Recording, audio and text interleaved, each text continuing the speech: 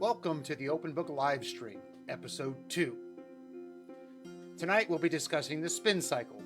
Good for washing your clothes, bad for your marriage. We are not licensed therapists, but we are certified life coaches through the American Association of Christian Counselors.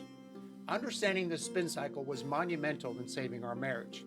I'm Bryan Hoss, and this is my wife Christine, and we are just hossing around. So what is the spin cycle? The spin cycle has a lot of names. It's called the fear dance, the marriage dance, the fear cycle, or the relationship dance, or my personal favorite, you're pushing my buttons. Where it actually comes from is Dr. John Gottman, who is the preeminent marriage counselor, more researcher as far as resources for other marriage counselors. If you haven't heard of John Gottman, you actually have, just indirectly. Everyone who's written a book on marriage counseling, everyone who has done marriage counseling has come in contact with his research and utilized it in some way. So basically what the fear dance, according to Dr. John Gottman, is, it looks like this. It's a relational crisis. So I hurt, I want, I fear, I react. Which then triggers me into hurting, wanting, fearing, reacting. And then me again, now I'm hurting again, wanting again, fearing again, and reacting again. All this, how we call this a spin cycle, is based on my core fears and how I respond in an unhealthy behavior. And my core fears look something like this, how we start on that spin cycle, as we call it. And my core fears start with being disrespected or being defective, and then go to disrespected, failure, powerlessness, and inferior. What then leads to that unhealthy behavior of belittling, blaming, broadcasting, and then being defensive, and then being dishonest, or all of those in that conversation. And my core fears, in the continuing in this whole spirit of openness. Yes, exactly. Is my core fears are being abandoned, being defective, being insignificant, having a lack of intimacy, and feeling unimportant. These trigger my behaviors, negative behaviors, is cross-complaining, passive-aggressive, replaying, self-deprecating, and withholding. And that's how we get on the spin cycle. And you'll notice that our model is a lot more simple than what Dr. Gottman had modeled, and you'll probably see it in varying different forms in different places, but ours is just a basic, this is what we feel and this is what we do, and going forward that way. Right. And it's just basic standard stuff, and you can Google your basic fear, your core fears. Well, and I think anyone, depending on, we all have varying levels of self-awareness. So yes. We all know some of what we're doing when we are on this spin cycle. We all know some of our core fears. We might not have specifically named them as such in this. And we're all familiar with our negative behaviors. So the trick is labeling them, getting them on this list, and understanding what triggers what behavior and what feelings and that sort of stuff. So like you said, you can Google it. The other tool that we really have connected with a lot in this last year is the Enneagram. It's amazing. You don't have to switch to me. It's amazing. It's a great tool, and it goes a little deeper. It goes into, and I think we said this, I have said this earlier, was that it's the true you, the unmasked you. The Enneagram, if you answer it honestly, gets to the core you, your core fears and your core dreams. I mean, who you are as a person, mm-hmm. And it's a wonderful tool if you use it as such. So, for example, on my list, I have. Let's go back to my list. So, I am a type 5, and I have.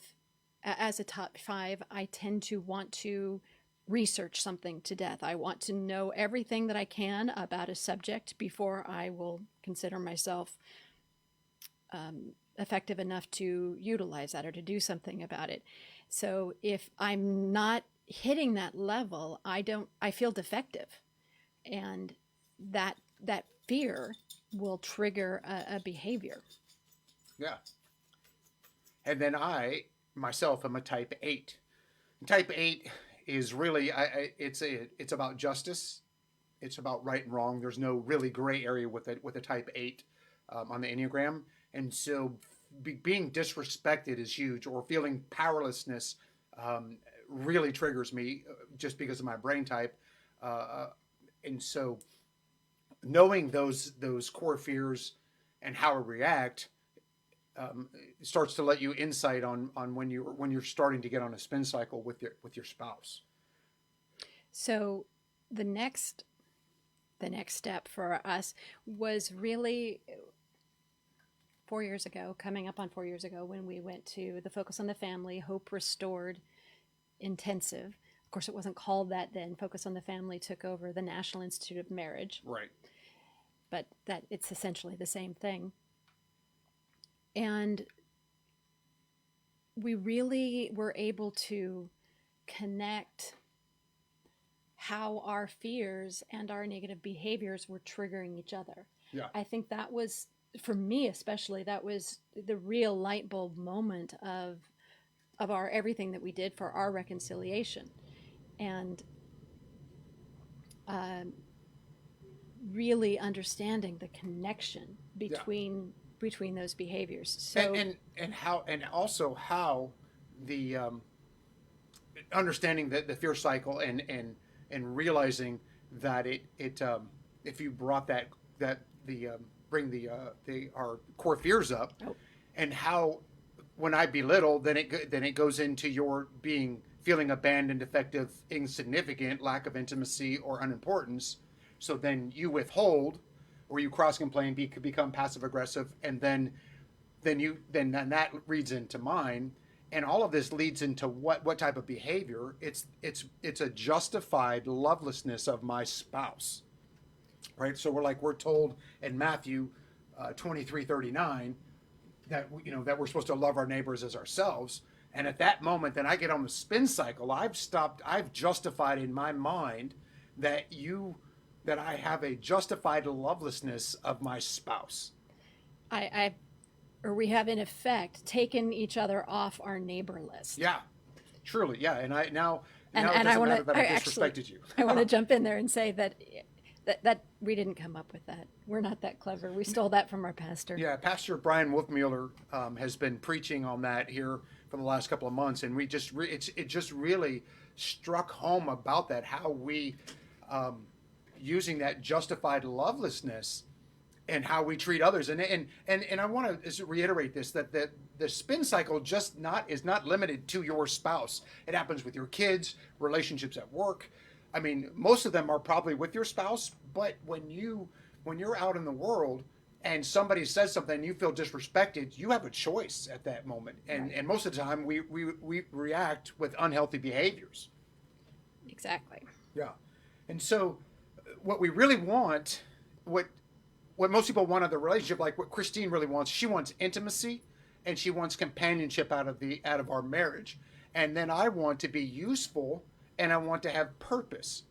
So how do we stop the spin cycle? The spin cycle stops with personal responsibility, right? That's how I stop it. I'm feeling triggered. I'm feeling defective, disrespected, failure, powerlessness, or inferior. At that time, I have a choice. I can go into that unacceptable behavior, that disrespectful behavior, and by belittling, blaming, being dishonest, whatever it is, or I can take a step back, take a breath, let some blood flow to this big old Neanderthal brain of mine, that caveman brain, because I got blood vessels popping because I'm in fight or flight mode because I'm feeling disrespected or being triggered. So I take a moment and then I realize, wow, why am I triggered? What's the core reason of why I'm being triggered? And then that's how that spin cycle stops. And I'm not responsible for what my mate does. I'm not responsible for the other person, but I can stop my side of it, and now that person has a choice. They can continue on, or they can stop. Mm-hmm. And I'm not, you don't, if that, we don't want to try to start an argument again by saying, hey, I've stopped, but you're still going. The point is, you just let them go. You can't, two people. It takes two people to start an argument or have an argument. One person continuing on, they're just continuing on. I think that's really an important point that you bring up, is that reconciling a marriage takes both of you. Yeah. It can't be done solo. You can take personal responsibility. You can break that cycle. Yeah. And, I'm not responsible in any way for you breaking your own cycle. There's nothing I can do about that. You can start up your own washing machine, really. I mean, that's what it is, right? Yeah. I'm going to start up my own washing machine and I'm going to let it rip. Or I can choose not to.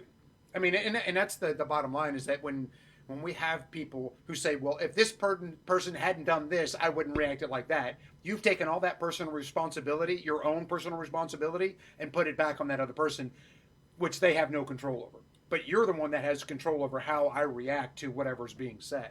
Exactly. So we know that what breaks that cycle is that personal responsibility, which leads into basically, it's called self-care, right? Knowing that I'm triggered, being aware of where my emotions are in the midst of that spin cycle. Exactly. And you talked about getting some blood back into your brain. Right. So this is something that we actually learned in premarital counseling. And it's taken us 12 years to figure it out. So 12 years. These are things that, you can't go into a relationship, into a marriage, and expect, the vows have been said, the honeymoon's over, everything's all perfect. Right? It takes a lot of work to practice these things and to apply them. And anyway, the thing that we learned was that when you are in an argument, when you're fighting, you are in fight or flight mode. Yeah. And there is no blood going to your brain. You are not in any physical position to have rational thought. You are pure reaction. Well, and that leads into, and I have said those, we have words that we can never take back because of being in that fight or flight mode. We're I say hurt. Something, yeah, we're hurt. What is it? The CR Not hurt people, right? Yeah. I'm hurt, so I'm going to make you hurt. And that's that negative behavior. Right. That's the negative behavior on that. And the other thing, and what that leads into is taking a timeout, right? So if I'm and that's feeling, part of the self-care. Yeah, that's part of the self-care. Taking a timeout is essentially saying, I realize I'm triggered, so I'm calling timeout. I need a moment to understand why I'm being triggered. Because no matter what my spouse has said, I'm still responsible for myself. And I've said, hey, look, I need 5 minutes, I need 30 minutes. 30 minutes is usually the tops that anybody should ever need to be able to get blood flow back to the brain. And now I can think rational and then come back and say, look, I was feeling this or whatever it is, but you have to come back, because if you just can't drop that nuclear bomb and say, I need a timeout, and then continue to beat them down, or you walk away and you never discuss it again, now you're just building resentment, right? Mm-hmm. Because now I've ended the argument. Well, no, you haven't. Well, no, you're right. You haven't. I think I've ended the argument, but all I've done now is build more distance between us. You've increased the speed on that spin cycle, actually. Yeah, and it's for your core fear of feeling abandoned, right? So now I've left the argument, and now you're even more triggered because you're feeling abandoned and you're unimportant. Your opinion, or even if you're triggered and we've acted not healthy towards each other, you have no resolution. Exactly. There's zero resolution in that. Well, let's back up. Let's quantify that to some degree. So there are two basic rules there are four. There are two basic rules to utilizing a timeout, and it's an incredibly useful tool, but only if it's used correctly. So you have to set a time limit. You can't say timeout and leave. Right. You have to say timeout, 5 minutes, 10 minutes, whatever, no more than 30 minutes. Right, no more than 30. And timeout, 30 minutes, leave and come back Right. in that 30 I'll be minutes. back in 30 minutes or whatever it is. Right. Go read a book, go play some video games, go for a jog, whatever it is to clear your mind. And then the second rule is not in any particular order because they're equally important. Yeah. Is that when you call a timeout, you call a timeout. And not continue to. So I've called the timeout and I'm going to beat you over the head with my words. And then you're not allowed to respond because I've said I've called the timeout, but I'm still continuing the barrage. So when you call a timeout, that means it's like a timeout in basketball. Everybody gets off the court. Yes.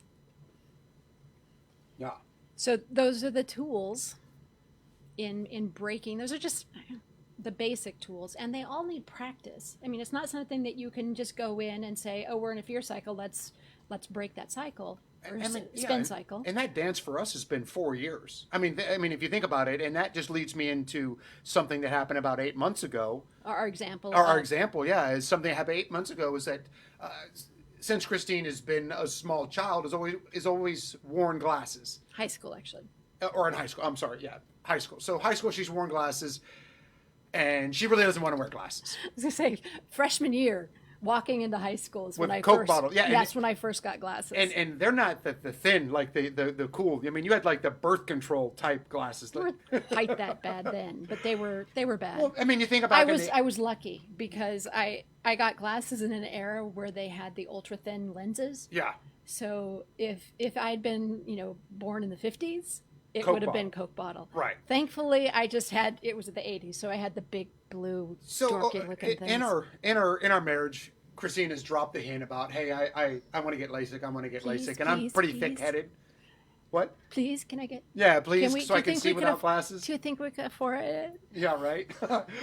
So I go off the rails. Our marriage is, it's on the road to divorce, and then all of a sudden we have this miracle. We reconcile, and then Christine has the money at this point. That, she's doing her thing, I'm doing my thing, but she has the money to go get LASIK. And instead of getting LASIK, she pays for us to go to the National Institute of Marriage, the Hope Restored, and drops that money on that. And then here we are 8 months ago. Christine is still dropping more hints, and I finally say, put up or shut up. Which works surprisingly well with me. I'm not sure why that particular phrase affects me positively, but it did. And, even when I had saved up the money, which was somewhat miraculous for me to begin with, I had saved up the money and was ready to go and jump in, but I still hadn't been examined. So I didn't even know if I was a good candidate or not. And I was actually, I think, afraid of going in to the doctor and having them tell me that I was not a good candidate. It was more comforting in a really distorted sort of way to, I can't get LASIK. I don't know if I'm a good candidate or not. I might not be a good candidate, so I'm not going to go down there. What leads in, and just to link this, it leads into your defective, your core fear of being defective, Yes. right? Good. Wow, stunning observation.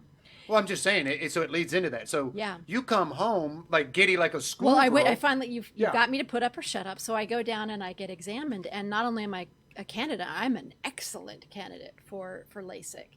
Right. And So you come bebopping in. It's all good. I mean, you're putting on a front because you're kind of, I mean, to be honest, you're not, I mean, you're putting on the front of that, you're happy about it, but you're still kind of got that self. And we've established a routine over the last 12. 3 years. No, the last 3 years is that I had sacrificed getting the surgery for our relationship. Right. So in my head, that's the way it's supposed to be. Right. And that's not a healthy response. But so I'm coming into this conversation already triggered with Right. fears and things are going on. And so you bring up, hey, it's going to cost this. And so then I'm feeling a little defective because I have never worn glasses up until the last 5 years. I've never worn glasses. And then with age, I now have to wear glasses. So I'm feeling a little defective, right? So she brings it up. So she's a good candidate. And I'm sitting over here going, wow, she's going to get LASIK. She's all good. Here I am feeling defective. So Well, hold on. Let's put this up here. So this is our cycle of Yeah. justified lovelessness. So I'm coming into this feeling, let's just say, I'm coming feeling, um, Unimportant no, let's say or defective? insignificant. Insignificant. Okay, so So I'm coming in feeling insignificant, and then my behavior is that I'm being I think I'm replaying some things, okay. and that triggers you. Well, yeah, and I come in thinking of being defective, right? Because you're going to get your vision corrected, and so I'm feeling defective. So then I start to belittle, in the form of being dismissive in the conversation. Hmm. So now you feel what? Well, now I'm feeling very unimportant, and I start getting passive aggressive. And your passive aggressive leads into me becoming very defensive to justify my behavior, right? So I'm feeling disrespected, Yes, and then I become defensive in yeah, my response. Yeah, that's sorry about that. no, I'm like, the I had the words are words not where I backwards, but thought they yeah, were. yeah. So I had the words backwards there.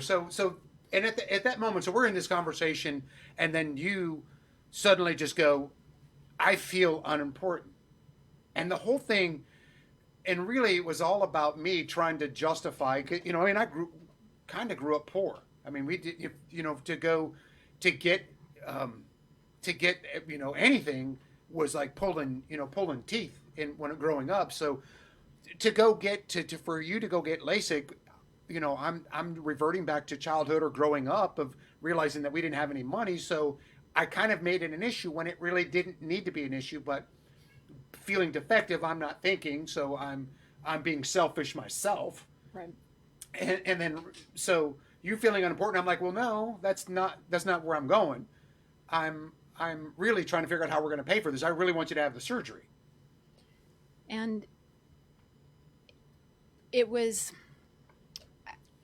we use this as an example because it was something that's, such an odd occurrence and an odd thing for, because we both essentially wanted the same thing. Right, but it was the misunderstanding. But the spin cycle really sometimes isn't an argument; it's a misunderstanding of of our own emotions and how we respond to other people.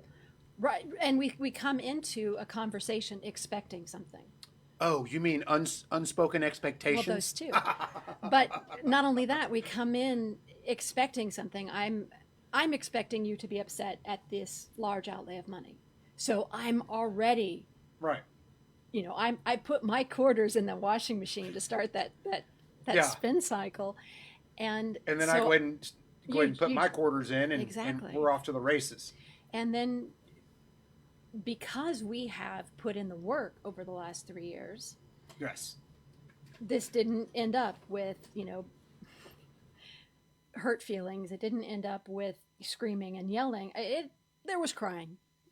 I'm not gonna. Bryan I'm was not, crying. Yeah, I'm not gonna to try and make it pretty, but we realized what was happening, Yeah. and we sort of broke our own cycle. It was Well, wait, I think when you said I came felt yeah, unimportant, and that goes back to our first episode of allowing our spouse's emotions to touch us, and at that moment when you yes, said I feel unimportant, it touched my heart. I'm like, oh, I'm not saying that you can't have the surgery. I'm trying to figure out, can we afford it, and really, um, when it really was a non-issue. right. Being able to afford it was a non-issue, but I made it an issue.